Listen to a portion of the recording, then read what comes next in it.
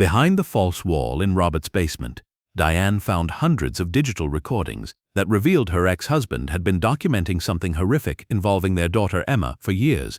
The divorce papers had been finalized for exactly 3 weeks when Diane Sullivan received the call from her attorney that she had been both dreading and anticipating.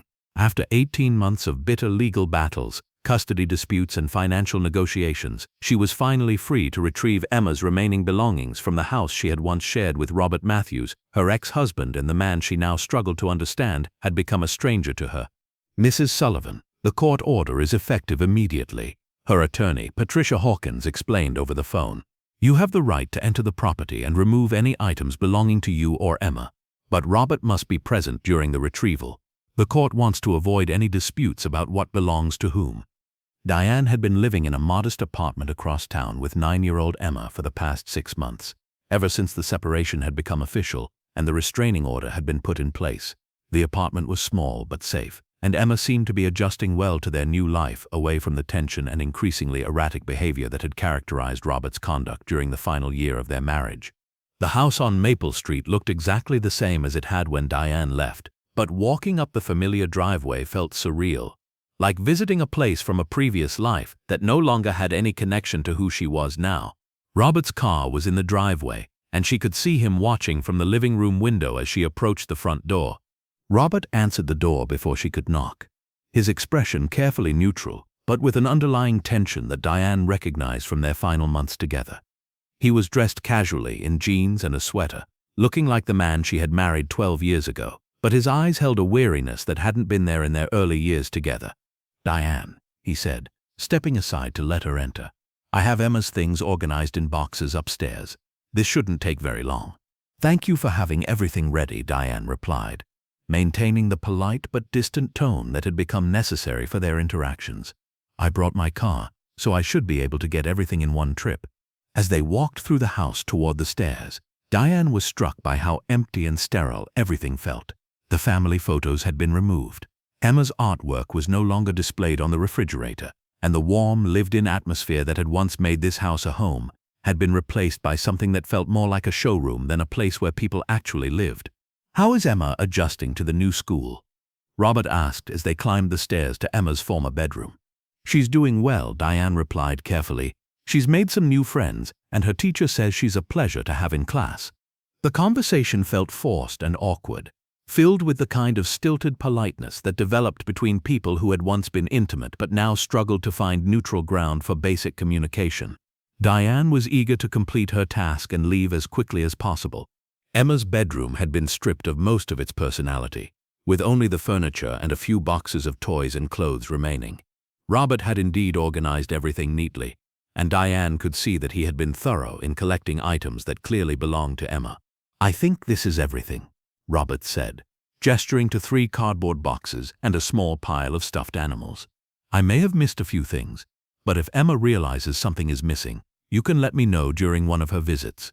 Diane began loading the boxes into her car, making multiple trips while Robert waited in the living room. The process was efficient and uneventful, and she was beginning to think that the retrieval would conclude without any of the drama or conflict that had characterized so many of their recent interactions. It was on her final trip to the car that Diane noticed something she had missed during her earlier visits to the house. The basement door, which had always been kept locked during their marriage, was standing slightly ajar. Robert had always claimed that the basement was used only for storage, and that he kept it locked for safety reasons, since the stairs were steep and the lighting was poor. Diane's curiosity was piqued by the open door, partly because Robert had been so secretive about the basement during their marriage, and partly because Emma had occasionally mentioned hearing strange sounds coming from downstairs when she was supposed to be sleeping. At the time, Diane had assumed the sounds were from Robert's workshop or from mechanical systems in the house, but something about the secretiveness had always bothered her. "Robert," Diane called from the kitchen, "I think Emma may have left some art supplies in the basement. Do you mind if I take a quick look?" Robert appeared in the kitchen doorway almost immediately, his expression shifting from neutral politeness to something approaching alarm. "There's nothing down there that belongs to Emma. I use the basement for storage in my workshop. It's not really suitable for children." "I'm sure it will only take a minute," Diane said, moving toward the basement door. Emma mentioned having some special markers that she was looking for, and she thought she might have left them downstairs. "Diane, I really don't think that's necessary," Robert said, stepping between her and the basement door. "I've been through everything down there, and there aren't any art supplies. The basement is cluttered and potentially dangerous. I'd prefer you didn't go down there." Robert's obvious reluctance to allow her access to the basement only intensified Diane's curiosity. During their marriage, she had respected his desire for privacy regarding his workshop space. But now that they were divorced and she was removing Emma's belongings, his secretiveness seemed unreasonable and suspicious. "Robert, the court order gives me the right to search for Emma's belongings throughout the house," Diane said firmly. "I'm not trying to cause problems, but I want to make sure I haven't missed anything that belongs to her." Robert looked like he wanted to argue further, but the mention of the court order seemed to remind him that he was legally obligated to allow her access. Reluctantly, he stepped aside and gestured toward the basement door. "Fine, but be careful on the stairs. The lighting isn't great, and some of the steps are loose." Diane descended the basement stairs, which were indeed dimly lit and somewhat treacherous. The basement was larger than she had expected, with several distinct areas that appeared to serve different purposes. There was a workshop area with tools and equipment, a storage section with boxes and seasonal items, and what appeared to be a small office space with a desk, computer, and filing cabinets. As she looked around for any sign of Emma's belongings, Diane noticed something unusual about the layout of the basement. According to her memory of the house's floor plan, the basement should have extended further in one direction, but there appeared to be a wall that shortened the space significantly. The wall looked newer than the rest of the basement construction, and it seemed to be positioned in a way that created an unusually small room behind it. Diane approached the wall and examined it more closely. What she discovered made her heart race with a mixture of confusion and growing alarm. The wall was actually a false partition, constructed to look like a permanent part of the basement structure, but designed to conceal whatever lay behind it. She could see slight gaps around the edges and a section that appeared to be hinged like a hidden door. With trembling hands, Diane pushed on what she suspected was the concealed entrance. The partition swung open with surprising ease, revealing a small room that had been completely hidden from view. What she found inside would haunt her for the rest of her life and shatter every assumption she had ever made about the man she had been married to for 12 years. The hidden room was approximately 10 feet by 12 feet, with professional quality lighting equipment, multiple video cameras on tripods, and what appeared to be a recording and editing station with several computer monitors and digital storage devices. The walls were covered with soundproofing material, and there was a small area that had been decorated to look like a child's bedroom, complete with toys, stuffed animals, and furniture scaled for a young child.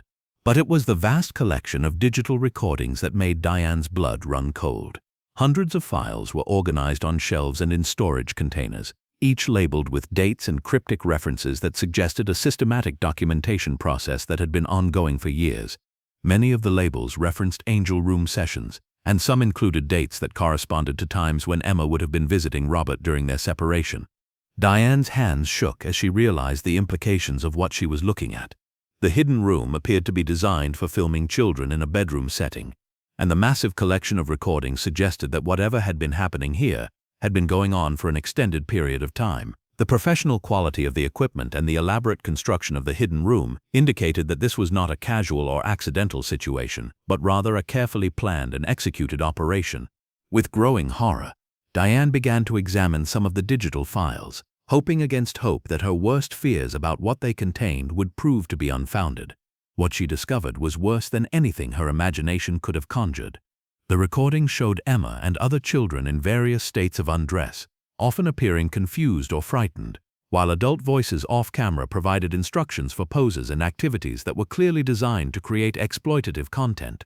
Many of the recordings featured Emma at different ages, suggesting that the abuse had been ongoing for years, possibly dating back to when she was as young as 5 or 6 years old. Other recordings showed children that Diane didn't recognize, indicating that Emma was not the only victim of whatever operation Robert had been conducting in his hidden basement room. As the full scope of the horror became clear, Diane realized that her daughter had been living a nightmare for years while Diane remained completely unaware of what was happening. The man she had trusted with Emma's safety during custody visits had been systematically abusing and exploiting her, creating a massive collection of illegal content that suggested connections to other predators and possibly commercial distribution networks. Diane's first instinct was to gather as much evidence as possible before confronting Robert or alerting authorities. She used her phone to photograph the room, the equipment, and the labels on the storage containers, documenting everything she could see. She also collected several of the digital storage devices, hoping that they would provide law enforcement with the evidence needed to prosecute Robert and potentially identify other victims. As she prepared to leave the hidden room, Diane heard footsteps on the basement stairs. Robert was coming down to check on her, and she realized that her discovery of his secret operation had put her in immediate danger. She quickly closed the false wall and moved to a different area of the basement, pretending to search through storage boxes for Emma's belongings. "Find anything?" Robert asked as he reached the bottom of the stairs. His tone was casual, but Diane could see that his eyes were scanning the basement to assess what she might have seen or discovered. "Just some old Christmas decorations and boxes of household items," Diane replied, amazed that her voice sounded steady despite the terror and revulsion she was feeling. "I don't think Emma left anything down here after all." Robert's expression relaxed slightly, but Diane noticed that he positioned himself between her and the area where the hidden room was located. "I told you there wasn't anything down there. Are you ready to go?" "Yes, I think I have everything I need," Diane said, moving toward the stairs while clutching the storage devices she had taken from the hidden room. The walk upstairs and out to her car felt like the longest journey of Diane's life. Every instinct was screaming at her to run, to get away from Robert as quickly as possible, but she forced herself to maintain the pretense of a normal interaction while internally planning how to ensure Emma's safety and get the evidence to law enforcement. "Thank you for having everything organized," Diane said as she reached her car. "I think this concludes our business regarding Emma's belongings." "I hope Emma will be happy in her new home," Robert replied. But there was something in his tone that made Diane wonder if he suspected that she had discovered more than she was letting on. Diane drove directly to the police station, her mind racing with the implications of what she had found and the urgent need to protect Emma from any further contact with Robert. The evidence she had collected would hopefully be sufficient to immediately suspend his visitation rights and begin a criminal investigation that would prevent him from harming Emma or any other children. Detective Lisa Chen was the officer who responded to Diane's report, and her expression became increasingly grim as Diane described what she had found in Robert's basement. Detective Chen specialized in crimes against children and had seen enough cases to understand immediately that Diane's discovery represented evidence of a serious and ongoing criminal operation. "Mrs. Sullivan, what you've described suggests that your ex-husband has been operating a sophisticated child exploitation enterprise," Detective Chen explained. "The professional equipment, the hidden room, and the systematic documentation all indicate that this goes far beyond individual abuse and may involve networks of predators and commercial distribution." "What does this mean for Emma?" Diane asked. "How do I protect her from any further contact with him?" "We're going to immediately petition for an emergency restraining order that will suspend all of Robert's custody and visitation rights," Detective Chen assured her. "We'll also coordinate with Child Protective Services to ensure Emma receives appropriate counseling and support. But first, we need to secure the evidence you found and conduct a thorough search of the property." The investigation that followed was swift and comprehensive. Armed with search warrants based on Diane's testimony and the evidence she had collected, law enforcement officers raided Robert's house and discovered the full extent of his criminal activities.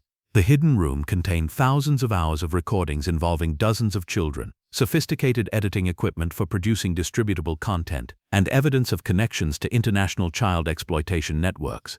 Robert was arrested within hours of the search and charged with multiple counts of child abuse, production and distribution of child pornography, and conspiracy to exploit minors. The evidence found in his basement led to additional arrests of associates who had been involved in distributing the illegal content and recruiting victims. The investigation revealed that Robert had been operating his exploitation scheme for at least 8 years, using his position as a respected member of the community and his access to children through his marriage and custody arrangements to create a massive collection of illegal content. Emma was one of at least 24 children who had been victimized through his operation. For Diane, the discovery of Robert's crimes brought a mixture of relief and devastating guilt. She was grateful that Emma was now safe and that Robert would face legal consequences for his actions, but she was tormented by the realization that the abuse had been happening for years while she remained unaware. The signs that she now recognized in retrospect Emma's occasional reluctance to visit her father, her nightmares and anxiety, her withdrawn behavior after some visits had been cry for help that Diane had failed to understand. Emma's recovery process was long and complex, involving extensive therapy to help her process the trauma she had experienced and learn to trust adults again. The revelation that her father had been exploiting her was devastating to Emma's sense of safety and self-worth, and it took months of professional counseling before she began to show signs of healing. "Mom," Emma said during one of their therapy sessions, "I wanted to tell you what Daddy was doing, but he said that if I told anyone, you would get in trouble and I would never see you again." The manipulation tactics that Robert had used to keep Emma silent were sophisticated and cruel, designed to isolate her from potential sources of help while making her feel responsible for protecting her mother from consequences that Robert claimed would result from disclosure. Emma had been carrying the burden of her abuse alone for years, believing that speaking up would somehow harm the person she loved most. Diane's discovery of the hidden room and her decision to document the evidence had not only saved Emma from continued abuse, but had also rescued 23 other children who were being exploited through Robert's network. The investigation led to the dismantling of an international child exploitation ring that had been operating for more than a decade. Detective Chen explained to Diane how her actions had made the broader investigation possible. "Your decision to thoroughly document what you found before alerting us gave us the evidence we needed to move quickly and comprehensively. If you had simply called us without gathering proof, Robert might have had time to destroy evidence or warn his associates." The legal proceedings against Robert and his associates were complex and emotionally draining. Diane and Emma both testified about the impact of his crimes, and the evidence found in the hidden room provided prosecutors with everything they needed to secure convictions on multiple charges. Robert was ultimately sentenced to life in prison without the possibility of parole, while his associates received sentences ranging from 15 to 30 years. The case received significant media attention, which led to improved awareness about sophisticated child exploitation operations and the ways that predators could operate undetected within seemingly normal family situations. Diane became an advocate for other families affected by similar crimes, working with law enforcement agencies and child protection organizations to develop better methods for identifying and preventing abuse. Emma's healing process continued for years, but she gradually regained her sense of safety and began to thrive in her new environment. The therapy and support she received helped her understand that the abuse was not her fault and that speaking up about dangerous situations was always the right choice, regardless of threats or manipulation from adults. "I'm proud of you for being so brave," Diane told Emma during one of their conversations about the experience. "You survived something terrible, and you helped protect other children by being strong enough to let the truth come out." Emma's response reflected the wisdom and resilience that she had developed through her ordeal and recovery. "I learned that secrets that make you feel scared or sad are different from secrets that make you feel happy, and if an adult tells you to keep a secret that feels wrong, you should always tell someone you trust." The hidden room in Robert's basement was dismantled, and the house was eventually sold, with the proceeds going toward victim compensation and support programs. The location became part of law enforcement training programs, demonstrating how sophisticated predators could create elaborate facilities for exploitation while maintaining facades of respectability in their communities. For Diane, the experience fundamentally changed her understanding of the threats that children could face and the importance of trusting parental instincts when something felt wrong. She realized that the subtle signs she had noticed but dismissed, minus Emma's behavioral changes, her reluctance to discuss visits with her father, her increased anxiety and sleep disturbances, had been important indicators that something was amiss. "I learned to pay attention to what Emma was telling me through her behavior, even when she couldn't use words to explain what was wrong," Diane reflected years later. Children often communicate distress in ways that adults need to learn to recognize and take seriously. The case also highlighted the importance of believing children when they disclosed abuse and creating environments where children felt safe to report dangerous situations. Emma's initial inability to tell anyone about the abuse was partly due to Robert's manipulation, but it was also related to her uncertainty about whether adults would believe her or be able to protect her. Detective Chen, who had led the investigation, continued to use Robert's case as an example in her training programs for other law enforcement officers. This case demonstrated how child exploitation can be hidden behind elaborate deceptions and how important it is for investigators to look beyond surface appearances when evaluating potential abuse situations. The investigation also led to improvements in family court procedures for evaluating custody arrangements and supervising visitation rights. The fact that Robert had been able to abuse Emma during court-ordered visits while maintaining a facade of being a concerned father highlighted the need for better screening and monitoring of parents in custody disputes. Years later, Emma had grown into a confident and articulate young woman who used her experience to help other survivors of abuse. She spoke at conferences and educational events about the importance of listening to children and creating safe environments for disclosure. The most important thing adults can do is pay attention to children and believe what we tell you, Emma said during one of her speaking engagements. Even when we can't explain exactly what's wrong, we usually know when something doesn't feel right. Trust us and help us stay safe. Diane's discovery of the hidden room had started as a simple effort to retrieve her daughter's belongings from her ex-husband's house, but it had evolved into a comprehensive investigation that had protected dozens of children and dismantled a sophisticated criminal network. Her willingness to trust her instincts and thoroughly investigate something that didn't feel right had prevented years of additional abuse and had given Emma and the other victims a chance to heal and reclaim their lives. The false wall that had concealed Robert's crimes was a metaphor for the deceptions that predators used to hide their activities and manipulate their victims. But Diane's determination to look beyond surface appearances and seek the truth had torn down those deceptions and exposed the reality that had been hidden for far too long. Emma's recovery and her eventual decision to help other survivors demonstrated the resilience of children and their capacity to heal from even the most severe trauma when they received appropriate support and protection. The hidden room that had once been a place of exploitation and fear had been transformed into evidence that helped ensure justice and prevention of future crimes. For Diane, the experience reinforced her belief that protecting children required constant vigilance and the courage to act on concerns, even when doing so was difficult or uncomfortable. The discovery that had begun with a simple question about art supplies had ultimately saved multiple lives and demonstrated that ordinary parents could make extraordinary differences when they trusted their instincts and refused to ignore signs that something was wrong. The legacy of Robert's crimes and their exposure continued to influence child protection efforts years after his conviction. The case had shown how sophisticated predators could operate within family systems and community structures, but it had also demonstrated how thorough investigation and comprehensive response could dismantle even the most elaborate criminal enterprises. Emma's story became a testament to the importance of listening to children, believing their disclosures, and creating environments where they felt safe to seek help when they were in danger.